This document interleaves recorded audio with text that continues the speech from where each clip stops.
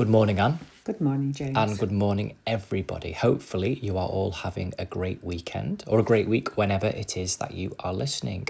So, if you are new, hello and welcome, and thank you for listening. For the next half an hour or so, Anne and I are going to have another conversation.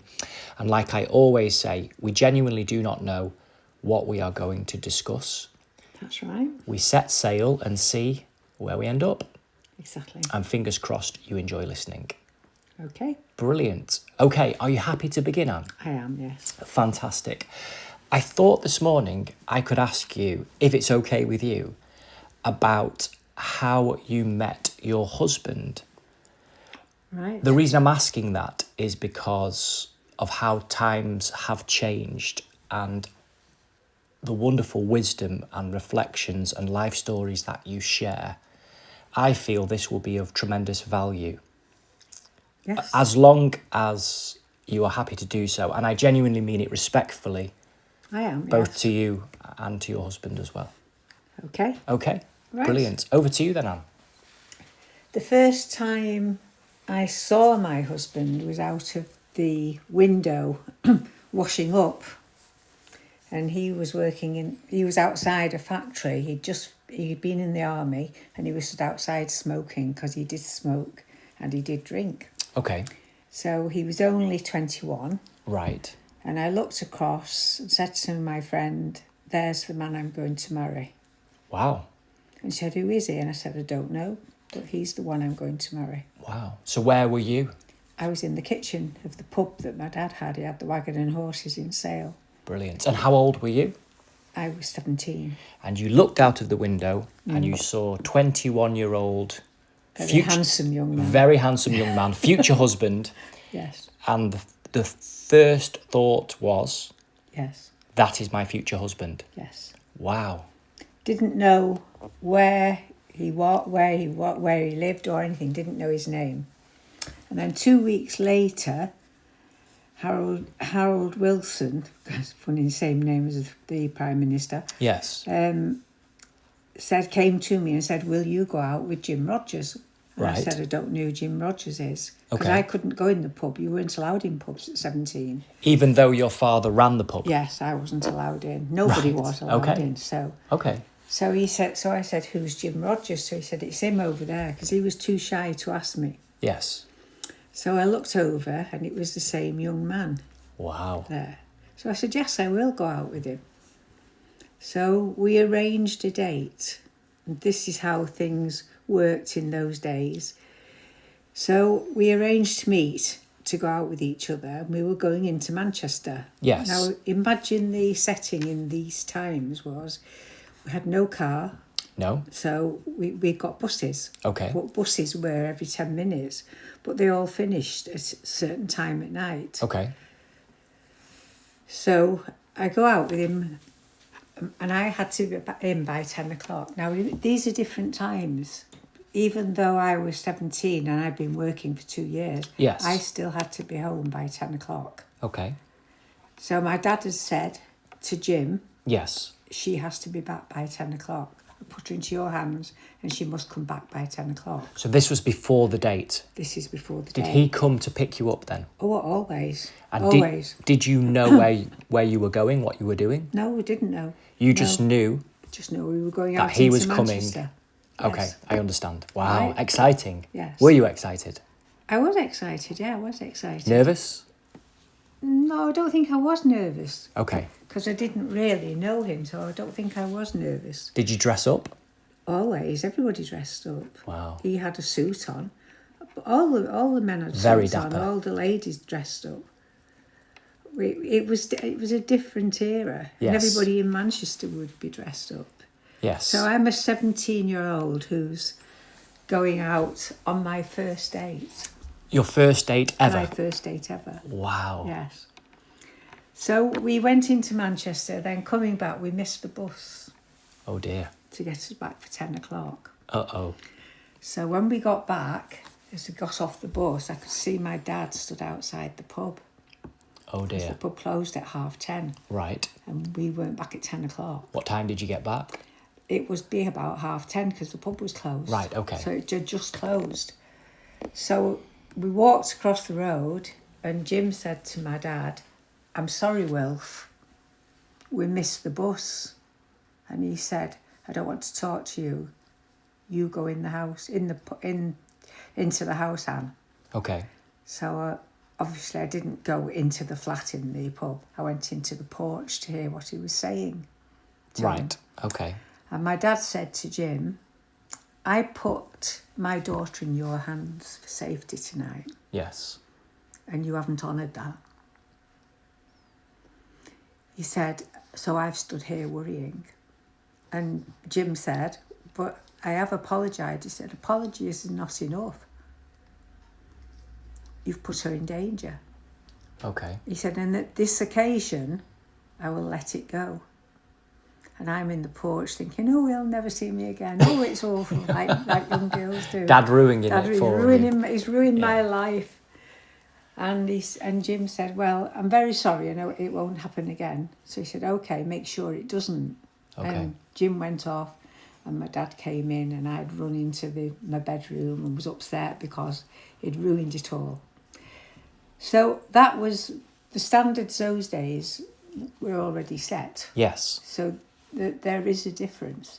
And then we had to arrange to just meet, or he would come to the flat that we had and sit in, and we'd go to the cinema, we'd go dancing to the Locarno, there was 10-pin bowling. So you carried on courting, Yes. and we you did. went on various dates. We did. And you had fun, We had lots of... and you got to know each other. Yes, we did get to know each other. But also got to know the circle of friends. Yes. His circle of friends, Yes. not so much mine. Because they would all go into the pub, but I couldn't go into the pub. Right. Okay. So Jim had to change his way to go into milk bars and things, as I've said before. Yes. But meeting was very, very easy. This is what I'm trying to say, is we would go to the Locarno Yes. dancing, and you'd meet boys there. Yes. Boys and girls are together, and they would walk across the floor. The boys would walk across the floor to ask the girls to dance. And then they'd try to get you through a kissing arch. Wow. Things like that. Yes. So life was exciting. It was exciting. Yes. But then we got engaged. We met in February, before my birthday. We met in February. My birthday was in March. I was 18 in March. Yes. And Jim said, "Do you think we should get married?" Wow. And we got engaged in the May. Okay. Met in February, engaged in the May, married in the November.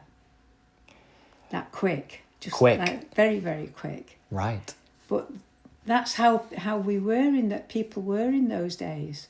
And then I had my first child 40 weeks after I got married, Wow. to the day. But remember, it wasn't it wasn't all sexual then, Yes. because you didn't sleep with somebody until you got married. I know people did. I'm not that stupid. Yes. Okay. But obviously I didn't. But you don't really even know each other. So you're learning. Yes. So what I'm trying to say is, maybe a relationship is better when you're learning to get to know each other, rather than just moving in with each other. Yes. And then getting married And then getting years married later. years later. Maybe. So we did. And as I say, we were very young. But within, I think it's 6 months it took us to save up for a deposit for a house. Now, people say they're hard up these days. Yes. They don't know what hard up is. Right. So hard up is when you're saving for your mortgage. Yes. £82.72 was our deposit for our first house. Wow. And it was £720 a house, a Victorian terraced. Wow. You can't imagine it now, can you? No. So to save that money, you don't go out. Right. You don't, you just go to visit your friends, you go to visit your parents. You eat very, very little. Yes. Nowadays, people say they can't save, but in actual fact, they don't want to go without. Right. So it makes me wonder how people meet each other today. That's what I'm saying, is because you met people at work, you met people in dance halls, you met people going on buses, Yes. you met the other sex. Nowadays, you can't do that, can you? Not as easily, I don't think. With people working from home, Yes. with the current climate in terms of attitudes towards life. What I mean by that is it feels more dangerous for people, particularly younger people. And I do feel there's a reality to that danger. So particularly for young females, trusting young men, going out with young men, the innocence has been removed in a sense. And with the online world, the access to speak to people before really getting to know them, to share, whether it be photos or videos, a lot of this is happening with young people as well. So the innocence is removed and there is a falseness that's come in, not with everybody. It's sad in that way. I do think it's sad. So things like Tinder, Yes, the dating app, the Tinder. dating apps. Yes. So you have dating apps where the person you're meeting may not even look like the photograph they've sent. No. Or so I've heard. No. So to me, that would be quite scary. Yes. I would prefer to get to know somebody as a friend Yes. first, and an attraction, because obviously you have to have the attraction, don't you? Well, you would hope so, wouldn't you? In terms of a romantic, exciting adventure, journey, Yes. whether it leads somewhere or not, you would hope that there is some form of attraction in terms of personality, physical, something between you that's interesting and exciting. You would hope so. And I'm sure everybody listening understands what we're talking about. People have different priorities and people value different things. But in terms of a feeling that is of interest and intrigue and excitement, a curiosity, something that makes you feel alive. Otherwise, what's the point? No point. What is the point? Maybe that's philosophical for now, rhetorical maybe, but what's the point? I'm not sure, to be honest with you. Even now, there isn't even the workplace, is there, where you can go and have a laugh with people because people are working from home. Yes. So maybe humour's gone. In general, you mean? In general, maybe that We have lost sense of humour in life, I would say that's a fair statement. At the moment, certainly. I think people are very cautious about what they say and people are very measured about what they say and people only show certain sides of themselves to other people dependent upon the situation that they're in. And I feel that that's quite sad. I think that that's inevitable in life and that the way we behave with our friends and family as opposed to behaving in a professional setting or a workplace setting, maybe that's the same as our professional setting, has to be different because we wear different hats in life, of course we do. But you're right, there was always a human element and an understanding. There was also things that were inappropriate and that things have always had an element of inappropriateness, haven't they? But people had a better understanding of the human condition in as much as people were able to understand the sense of humour and participate in humour and play along and make life humorous. Yes, It seems a bit more tragic now. it does. Somebody once said to me that life is either a comedy or a tragedy. And it seems at the moment we've flipped from a comedy to a tragedy. In general, I think, in everything. And everything feels like a Greek tragedy rather than a great comedy, which has tragic elements, but we see the joy and the great meaning and the depth within it as well, and as there is with a tragedy. But a tragedy can be a bit heavy going. Yes. I worked at Harland Does that make Engineering. sense? It makes perfect sense to me. But in regards to what you've just been saying is, before I went nursing as a cadet nurse at 16, I worked at Harland Engineering, and obviously when I used to go through in all the furnaces, seeing the fire. Yes. That was my first understanding of energy because they used to make all the metal for the girders, the iron for the girders, and I first thought, I looked at this iron and I thought, that's going to outlive everybody here, those iron girders. Yes. And yet it's molten metal. It was liquid. Yes. I couldn't get over this. But working in that furnace, I had to go through a room full of young men, Yes. all just stripped down to no top on because it was so hot. Right. And as you walk through, it's like I don't know. Is it initiation? I don't know, for you as a young girl, because you can imagine what men are like. In those days, men would make So it was comments. quite an erotic scene, was it? All Absolutely, these dirty, yeah. sweaty men. Absolutely. And a young, yeah.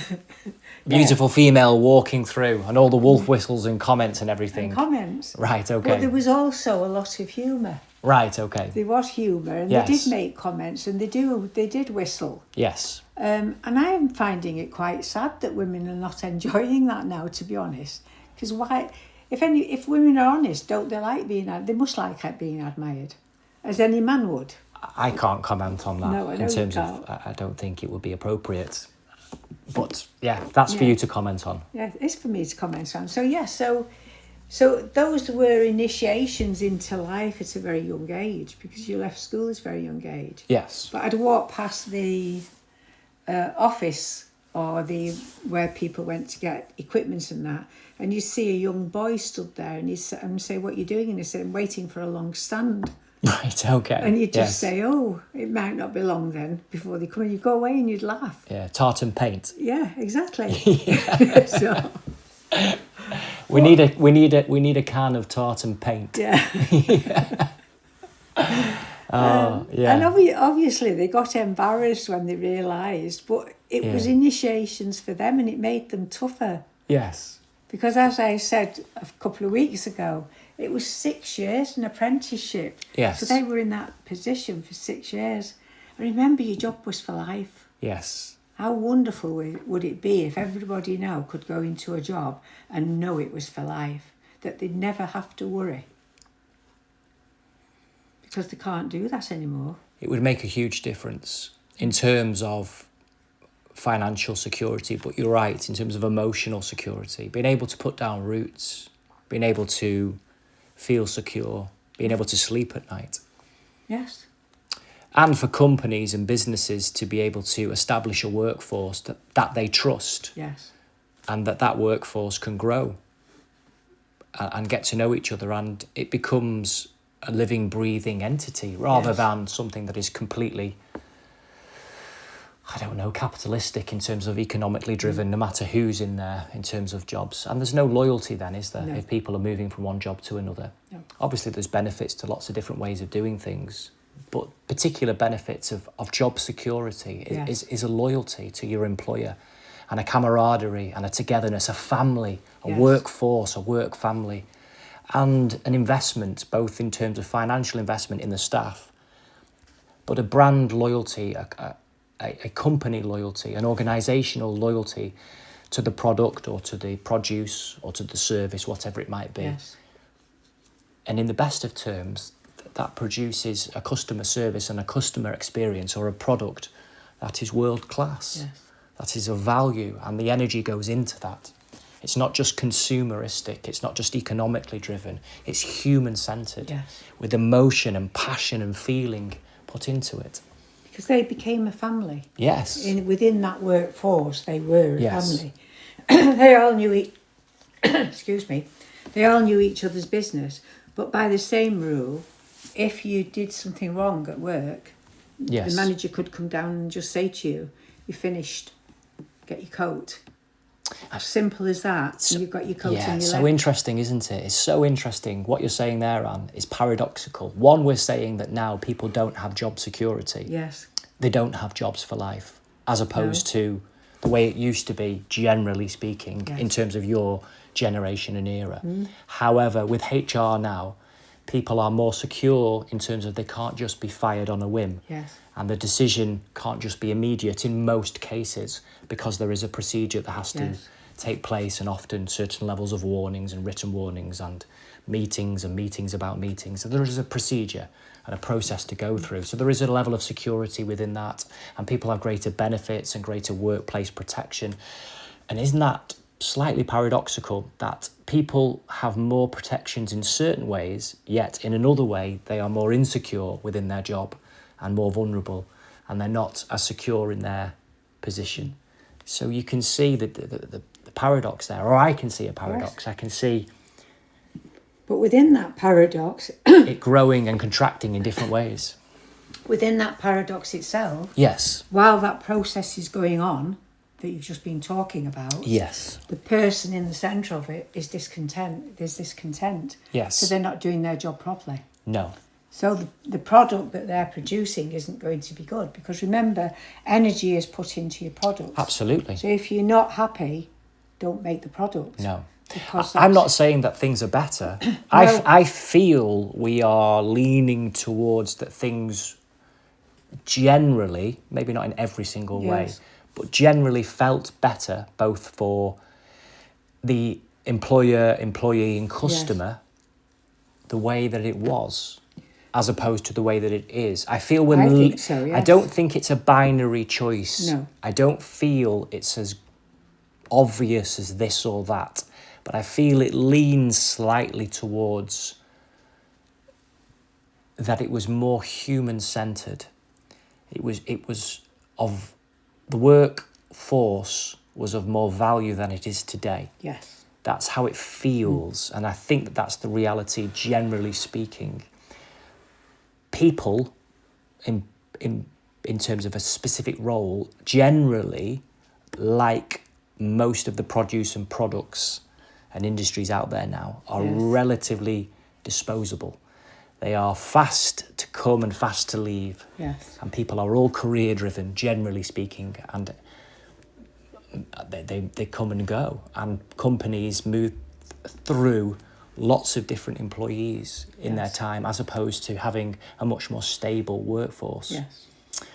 And I do feel we've lost integrity, stability, dependency, and quality. But we could go straight into another job. Yes. If your manager said, I'm not happy with what you're doing, you could walk out of that job, go down the road and go and get another job. They used to have posters outside, Yes. jobs here, please come in. And that's the other side of it now as Yeah. well. It really There is isn't the challenging. jobs there, is there? Competition is rife, and people are extremely qualified now in lots of different ways. Yes. Lots of people are, and still can't find a job that they're qualified for, because the demand is so high in terms of jobs Yes. that only X amount of people can fill these jobs. And lots of people are either working in sectors and or roles that are unrelated to their training qualifications, or they are having to take a job for the sake of having to take a job, or they're unemployed and they're very employable. Never mind people who are disengaged with the whole world of work, Yes. for a whole myriad of reasons, Yes. complex reasons. That's another topic. There are lots of people who are working in jobs where they're not happy. There are lots of people who are not working that would like to work, and if they are to take a job, it isn't in the area they would like to work. It's a problem in that sense. And I do feel what you're talking about in terms of opportunity Yes. and being able to feel a sense of opportunity and excitement, Yes. growth. I know that's a bit of a buzzword at the moment, particularly from the government's perspective. But in terms of growth, real growth, in terms of opportunity, from your stories, Anne, Yes. certainly felt more alive than it is now. And there's obvious Yeah. reasons why that was the case. Life has changed. But there is, I think, underlying truths in the way that the psyche of people has changed, attitude to life. And maybe that's what we're talking about underneath. Yes. When we started out talking about relationships, Yeah. our attitude towards life, our attitude towards our relationships, our romantic relationships, our friendships, Yes. our work relationships, how we appreciated our work, the attitude towards life in general, about gratitude, Is there an work end product? ethic. I find Interesting, I yeah. find that is one of the main problems. Is in work these days, there's not an end product. No. You don't see it. Well, Whereas in my day, Yes, you saw the end product, and it was made usually by hand, absolutely. not Well, all machines. this is really at the heart of what's happening in the world at the moment. Yes. Maybe not for this morning, Anne. Maybe not the only thing that is at the heart of the great story at the moment. Yes. In terms of global industry, global tariffs and everything that's going with Yes. that. And we can discuss that maybe another time. Yes, We've outsourced the United Kingdom, yes. our industries. And Unfortunately. we've become a service-based nation. Yes. And this is But that part makes of... you a servant. Well, there are leaders that would agree with you, Anne, Yes. that are causing a lot of trouble at the moment. Yes. I agree. And I'm not sure you agree with them. So it's complex. No, it's very complex. It is Very complex. complex. But I do feel you're right. If we cannot see and feel and touch, have that kinesthetic, tangible Yes. sense of touch towards a produce or a product, Yes. and having such complex and convoluted supply chains, Yes. it takes the human element out of it. And then we Yes. add in the rise of technology, Yes. both in terms of the process and also instead of humans.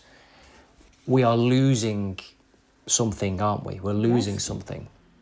We're losing everything if we lose sight of our own abilities and what we are capable of doing and making with our own hands.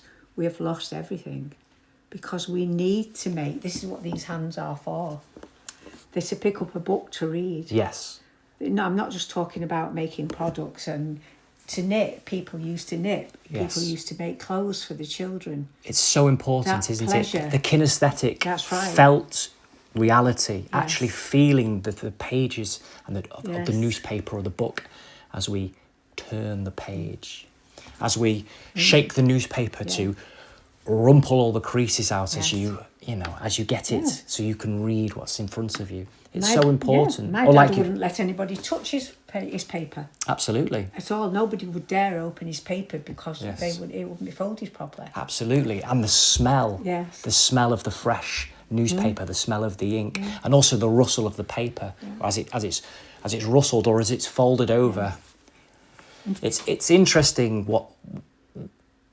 what sights, sounds and smells, all of the senses, if I'm honest, Yes, evoke. yes, It evokes a human response. It evokes something that's intrinsic, that's Yes. subjective, that's deep, that links to meaning, that links to something of value. And we have that from all of the areas of Yes. life. And maybe that's something that we're looking at, is getting Yes. back to a felt Yes. reality. And even when we started, I asked you about how you met your husband. yes, The reality of somebody coming, somebody in the physical coming. Yes. You were having your first discussions face to face. Yes. Somebody had to approach you to ask you out Yes. for your future husband. Yes. It was face to face. There was Always. a human centered, Yeah. a human felt, subjective, authentic truth, yes, rather than something through a medium that can distort the truth. It doesn't mean that people will always like what's said. And of course, human beings can lie. But our feelings, our intrinsic feelings, Yes. they don't lie, do they? No. We can't always define them and we can't always prove them. In fact, we can never prove them. We can demonstrate them. But there is a truth Yes. that's deep within. and respect. Respect. That's a big word, isn't it? That Jim had to respect my father's wishes. Absolutely. And that's so important, Yes. isn't it? That that's what my dad had said, and if he didn't want to abide by those rules, my dad would say, "You can't see. You're not seeing her again." Yes. But obviously nowadays everybody would think that's mad, wouldn't they? I don't know. Anybody can say that. You could say it would be immediate, wouldn't it? I don't care what you're doing. I'm going to see him. Well, that might have been what you said anyway. No, I just thought you wouldn't want to see me. Oh, right, okay. Right. Well, thankfully he did, Anne. And the He did, rest, yeah. as they say, Yeah, he did. Yeah, is history. It is. Brilliant. I think Okay, I think we've done. I think that's gone, as always, Anne, that's gone really Quick. quickly. Wow. has. And I have said this before, Anne, but you sharing your life stories, your wisdom, your experience, I find it's invaluable, and I'm sure everybody listening finds it invaluable. I learned so much from you, Anne, and Thank I you. can't express my gratitude enough to how much your wisdom gives me so much to think about and to learn from, and I hope to grow from and be a better man. And you're a wonderful example, and thank you so much. Thank you. Have a wonderful weekend, everybody, and we look forward to being with you, speaking with you again next week. Goodbye, everybody. Bye. Bye-bye, bye-bye.